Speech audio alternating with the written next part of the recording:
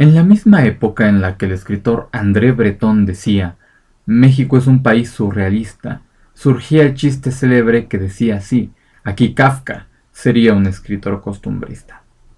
Recién dejábamos atrás el antiguo régimen del caudillismo cuando el presidencialismo se empezaba a instaurar en nuestro país.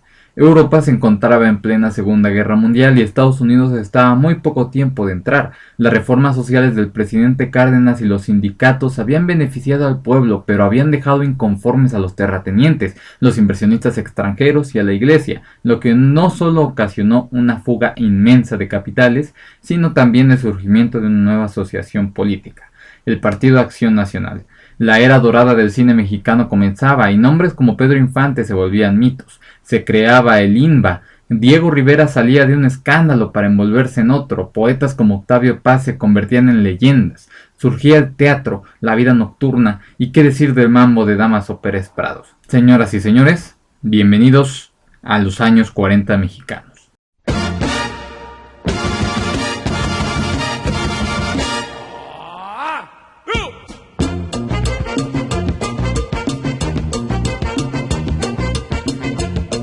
Lázaro Cárdenas se veía obligado a escoger un sucesor que no incomodara a la derecha que estaba tomando fuerza y amenazaba con una revuelta.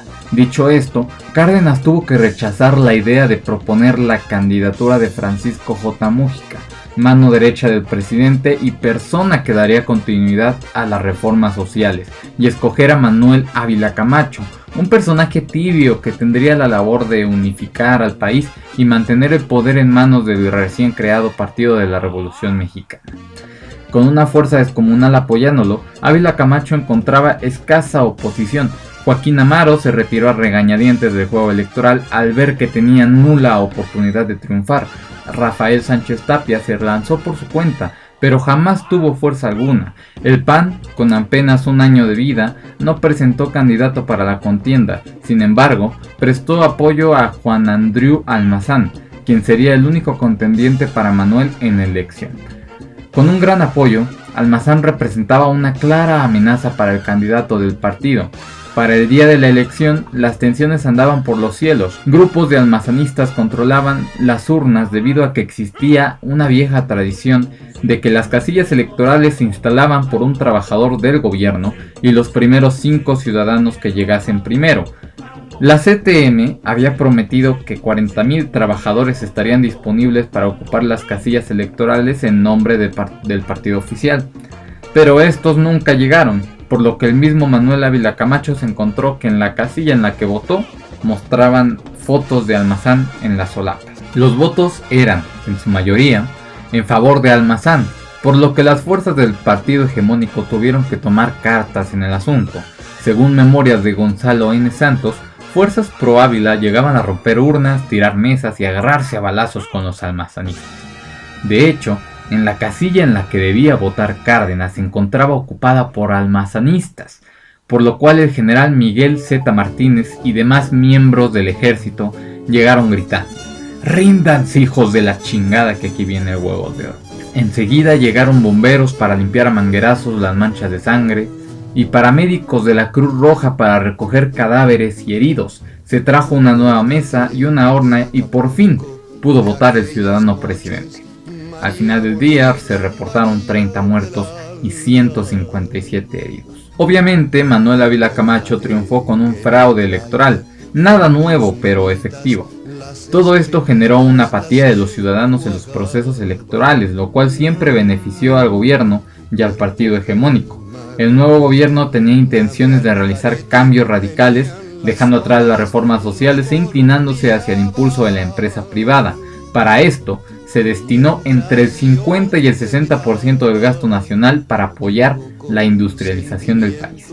En 1941, con la entrada de Estados Unidos a la Segunda Guerra Mundial, por primera vez en la historia el presidente de Estados Unidos y de México se reunieron en territorio nacional, debido a la necesidad de una unificación de ambos países. Se le otorgó crédito a México después de haberlo tachado siempre durante años de insolvente. La economía empezó a elevarse, pues México se convirtió en el principal exportador de materias primas para Estados Unidos, además de que el gobierno de Tío Sam incentivó la llegada de campesinos y trabajadores mexicanos al país vecino para trabajar las tierras que habían dejado los estadounidenses. Claro que tiempo después los gringos se quejarían de la cantidad de mojados presentes en su país. Para 1942 las exportaciones de materia prima se elevaron sustancialmente, permitiendo la venta de textiles, productos químicos, entre otros, es decir, productos manufacturados, ya no solo materias primas. El 14 de mayo de 1942 los alemanes hundieron el buque Potrero del Llano, por lo cual México entró a la guerra, se declaró estado de emergencia nacional, se realizaron simulacros bélicos y apagones, entró en vigor la ley del servicio militar obligatorio y se nombró al general Lázaro Cárdenas secretario de Defensa. En el gobierno de Camacho se soltaron trancazos fuertes contra el sindicalismo y los trabajadores. Dicho esto, para aligerar un poco la paliza, consumó en 1943 su proyecto más importante y relevante hasta nuestras fechas, el Instituto Mexicano del Seguro Social o IMSS. Para 1944 el secretario de Educación Torres de Bodet inició un plan para combatir el analfabetismo prevalente en México y creó el Instituto de Capacitación del Magisterio, que tenía como objetivo elevar el nivel de los maestros.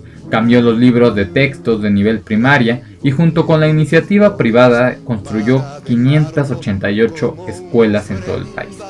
Sin embargo, la campaña no dio resultados esperados. A fines de 1945 solo se habían alfabetizado poco más de 200,000 personas de los 9 millones de analfabetos.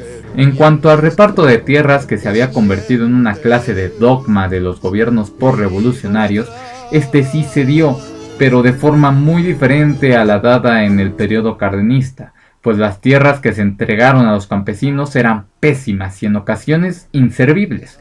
En cambio, el gobierno de Ávila Camacho se empeñó en fortalecer la pequeña propiedad, por lo que en 1944 el 60% de los campos con regadío en el país pertenecían a esta. Era 1945 y la contienda electoral estaba cerca. Por parte del PRM había dos candidatos claros: Ezequiel Padilla, secretario de Relaciones Exteriores, quien en su labor se lució con las relaciones con Estados Unidos, y Miguel Alemán Valdés, secretario de Gobernación. Al final, como sabemos, Miguel Alemán resultó el candidato oficial del partido para las elecciones de 1946.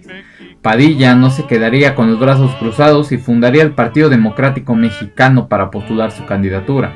Para recuperar la confianza de la gente en el proceso democrático, Ávila Camacho y Miguel Alemán realizaron una maniobra de reforma en el partido, pues querían deshacerse de la imagen cardenista que aún rodeaba el partido, y asimismo indicar que las futuras elecciones serían más que limpias. Fue así como el PRM pasó a llamarse Partido Revolucionario Institucional, o PRI. Todo parece apuntar a que, efectivamente, la contienda no se trató de otro fraude electoral, salvo en un lugar, San Luis Potosí, en donde el mismo Gonzalo N. Santos admitió haber alterado las urnas electorales. Si en el periodo de Ávila Camacho el abandono del campo era más que evidente, en el mandato de Miguel Alemán esto se intensificó, pues este de plano suspendió el reparto agrario a los campesinos hasta 1949, año en el que las manifestaciones eran tantas que no podían ser ignoradas, y empezó de nueva cuenta el reparto de la misma forma que su predecesor, repartiendo únicamente tierras inútiles. En el campo se dio la fiebre aftosa en el ganado. Los expertos indicaron al gobierno mexicano que lo mejor era diseñar un plan de vacunación para salvar las reses, pues la cantidad de animales afectados constaba de 600,000 cabezas de ganado. Sin embargo, el vecino metiche del norte se aterró ante una posible epidemia que pudiese afectar también el ganado estadounidense, así que le ordenó al gobierno de Alemán usar el rifle sanitario. Esto provocó un descontento general en el pueblo, pues el despotismo de los técnicos estadounidenses hacia que una res mínimamente sospechosa de tener la fiebre era fusilada sin más, además de que los fusileros gringos se les pagaba más que a los mexicanos y gozaban de mejores condiciones. Otro problema grave con el país del norte fue la cantidad de braceros en Estados Unidos, pues al término de la guerra los gringos no querían saber nada de ilegales en su país, por lo que se inició una deportación masiva de mojados, quienes además recibían tratos inhumanos por parte del gobierno gringo. Esto se volvió costumbre, pues Estados Unidos optó por pedir trabajadores agrícolas cada vez que se necesitaran, pero cuando no, cerraban sus fronteras y se quejaban de la molesta invasión de los también llamados grasientos. Con la llegada de Miguel, el primer presidente civil, se instauró casi como una ley el civilismo, con lo cual los próximos presidentes no podían ser más que civiles, y no militares como lo eran anteriormente. Además, en este periodo se inició la modernización de la Ciudad de México, así como procesos de urbanización enormes que, hay que decirlo, consumían demasiado del presupuesto, que además se veía muy reducido, pues las exportaciones de materias primas habían disminuido abruptamente con el fin de la guerra. México perdió muchos mercados y las empresas privadas mexicanas que tanto había incentivado Ávila Camacho producían productos de pésima calidad, por lo que los mexicanos prefirieron siempre los productos gringos a los productos nacionales. Uno de los proyectos más importantes fue el sistema de trolebuses en la ciudad, pues hasta la fecha sigue siendo un medio de transporte usual y eficaz. Incluso llegó a inaugurar una estatua suya, feísima por cierto, en Ciudad Universitaria. Con este presidente inició la maña horrible de los políticos de ponerle sus propios nombres a avenidas, calles, construcciones, etc. Así como la mala maña de los presidentes de inaugurar obras inconclusas, como lo hizo Alemán al inaugurar CEU en 1952, cuando esta quedó funcional hasta 1954, para llevarse ellos el crédito de la construcción de la que se hablara. Entre otras cosas, el periodo de Miguel Alemán se caracterizó por la devaluación del peso en la paridad peso-dólar, pues este alcanzó hasta los 8.65 pesos por dólar. En la época esto era gravísimo, hoy más bien es un sueño. También se caracterizó por el descontento por parte de la oposición y de la misma sociedad, además del escándalo generado por las denuncias de Piño Sandoval, quien publicó una investigación en la que sacaba a relucir las mansiones ostentosas en propiedad de una buena parte de los funcionarios más importantes del gobierno alemanista. El gobierno de Miguel Alemán terminó con un intento frustrado de reelección por parte del presidente, quien no tuvo más remedio que designar a Ruiz Cortines como sucesor y retirarse de lleno de la vida política, pues su intento de reelección le costó su veracidad y reputación. Ahora sí vamos con lo bueno, con lo que todos ustedes estaban esperando, la cultura, es decir, el cine, la música y todo eso. En 1942 el cine mexicano empezaba a relucir con los grandes fenómenos de ese mismo año. María Félix y Jorge Negrete, quienes filmaron juntos El Peñón de las Ánimas. Actores como Arturo de Córdoba, Pedro Armendáriz, Emilio Tuero, los hermanos Fernando, Andrés Julián y Domingo Soler, Joaquín Pardavé, Cantinflas, Isabel Corona, María Elena Márquez, Dolores del Río, Andrea Palma y Sara García tenían conquistado el mercado interno, el del centro y el de Sudamérica, con películas simples pero taquilleras.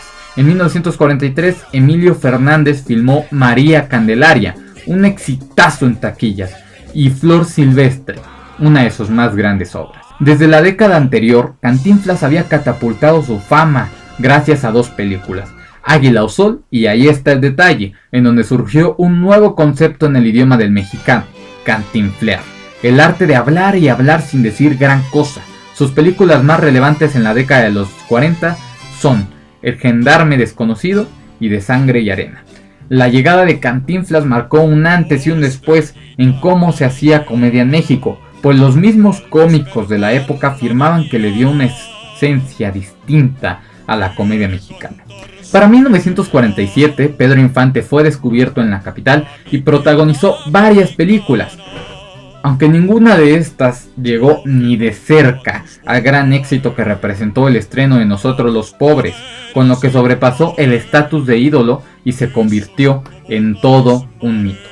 Con el personaje de Pepe el Toro conquistó a los pobres, pero también a las señoras de clase media, quienes sucumbieron ante el carisma, la postura, buena voz, sencillez, calidez y un sinfín más de adjetivos que describen con gran precisión al personaje en que encarnaba Pedro. Además de los grandes éxitos que representaron A toda máquina, ¿Qué te ha dado esa mujer?, Los tres huastecos y La oveja negra. Al ser un actor que consteló tantos signos de la identidad nacional, en el país se vivió un luto nacional a su muerte en 1957 en un accidente de aviación. Otro personaje con un carisma parecido al de las dos leyendas antes mencionadas fue Germán Valdés, o Tintán, como se le conoce mayormente, quien junto con Gilberto Martínez Solares formó un equipo que incluía a Vitola, Borolas, el enano Tuntún y el carnal Marcelo. Lo mejor que nos dio Tintán se encuentra en los filmes El Rey del Barrio, El Ceniciento, Calabacitas Tiernas El sultán descalzo y Mátenme porque me muero. Ya en 1950, cuando aquella época dorada del cine en México estaba muriendo, Luis Buñuel sacudió a todo el país con la obra maestra de Los Olvidados, una película que sacaba a relucir el México bárbaro, el México bronco de la época, la maldad de los niños y jóvenes, además del abandono de la madre y la ausencia de un padre. En un inicio no fue bien recibida por la sociedad mexicana, pues les alarmaba tal imagen de la madre mexicana. Sin embargo, en el extranjero comenzó a ser aclamada y recibió el premio en el Festival de Cannes al mejor director, y con esto empezó a ser mejor recibida en nuestro país. Muralistas como Diego Rivera y David Siqueiros nos maravillaban con sus murales en toda la ciudad. Por su parte, Diego Rivera pintaría Sueño de una tarde en la Alameda Central, donde popularizó la Catrina de José Guadalupe Posada. Rivera se metió en otro escándalo de los centenares en los que se vio envuelto, pues cuando pintó el Hotel Reforma y caricaturizó a algunos personajes de la vida nacional, la familia Pani, dueña del hotel, modificó los esperpentos, lo cual hizo que Diego Rivera fuera con pistola en mano. El pintor siempre cargaba una, como la mayoría de los hombres en la década de 1940, a confrontarlos por la modificación inadmisible para el artista. Escritores como José Revueltas y Juan Rulfo empezaban a adquirir relevancia, pero sin duda el escritor y poeta de la época fue Octavio Paz, pues por estos años publicó su compendio de ensayos sobre los mexicanos que conforman El laberinto de la soledad. Estos escritos, que definían y explicaban el comportamiento del mexicano, tuvieron gran impacto en la sociedad de ese entonces y catapultaron la popularidad del escritor. La música popular de esta década fueron las rancheras, los boleros y el mambo, que es lo que has estado escuchando de fondo a lo largo de este podcast. Entre los que destacan más tenemos a Jorge Negrete en el género ranchero, a Agustín Lara en los boleros y obviamente en el mambo tenemos al llamado rey del mambo, Dámaso Pérez Prado, con sus mambos número 8, número 5 y Qué rico el mambo. Pedro Infante también sobresalió por sus canciones, sin embargo, su esplendor fue hasta la década siguiente, con temas como 100 años, que encantaron a los mexicanos de la época y siguen encantando hasta la fecha. El trío de los Panchos también se hizo popular, pues con temas como Sin ti y Pecadora se ganó un lugar en la música mexicana. También de manera sobresaliente, entre los músicos de la época, está Cri Cri, cuya canción El ratón vaquero y muchas más se siguen escuchando en las escuelas primarias de toda la república. Esta música, sobre todo el mambo, influyeron en el surgimiento de la vida nocturna en México, pues surgieron varios clubes nocturnos, aunque el verdadero auge de los salones de baile, los cabarets, antros y bares empezaría en la década de los 50. Y bueno, con eso terminamos el podcast acerca de la década de 1940 en México. Espero y hayan disfrutado de este pequeño podcast. No olviden seguirme en mis redes sociales, suscribirme y todo ese rollo que ustedes ya se saben. Nos vemos en un siguiente podcast con la década de 1950. Muchas gracias por escucharme. Hasta luego. Junto a mí, sin ti, ¿qué me puede ya importar? Si lo que me hace llorar está lejos de aquí.